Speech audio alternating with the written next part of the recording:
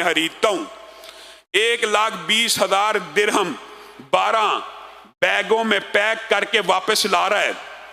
घर में पहुंचता है, एक फकीर को दरवाजे पे देखा, वो सदा दे रहा है और इस शख्स को कह रहा है, अल्लाह ने जो तुझे माल अता किया उसमें से मुझे भी अता कर।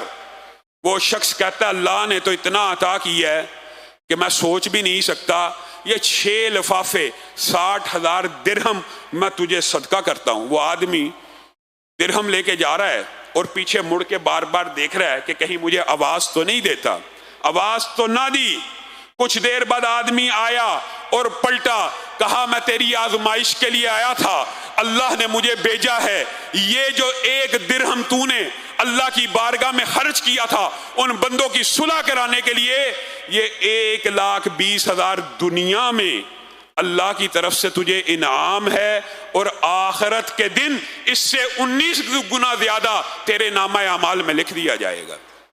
ये वो वाकयात हैं जो रसूलुल्लाह सल्लल्लाहु अलैहि वसल्लम के बाद के हैं और रसूलुल्लाह की जिंदगी के, असहाबे रसूल के, उनके जो वाकयात हैं वो इतने मुतअद्दिद हैं कि रसूलुल्लाह एक मर्तबा नमाज से सलाम फेरते तेजी से दौड़ते हुए अंदर घर की तरफ भागे। साहबा ने कहा, ये क्या हो गया, आज तक रसूलुल्लाह ऐसे तो कभी नहीं गए, ऐसे तो कभी ये माजरा नहीं हुआ। तो रसूलुल्लाह ने बतलाया, घर में सोने का एक डली सी पड़ी थी और मेरे दिल में ये ख्याल आया दुराने नमाज ही कि रात हो जाए और मोहम्मद सल्लल्लाहु अलैहि वसल्लम के घर में सोने की वो डली रह जाए, उससे पहले पहले मैं अल्लाह रब्बुल इज़्ज़त की बारगाह में खर्च कर लूं।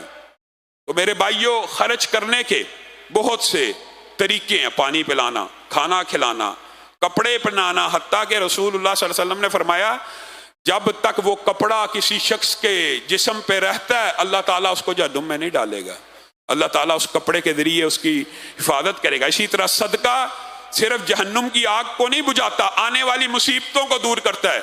कब्र के अंदर जिस तरह सूरत मुल्क बंदे को अपनी आगोश में ले लेती है, इसी तरह सदका भी कब्र के अंदर हर आने वाली परेशानी, हर आने वाले अदाब से बंदे को बचाता है। इन्हीं सदकात के हवाले से इंशाअल्लाह अपनी गुजारिशात को हो सकता है शाम के दुरूस में या अगले जुम्मे में कंटिन्यू करें। तो आप सब साथी शाम के दुरूस के अंदर भी शरीक हुआ करें। ये जो सदका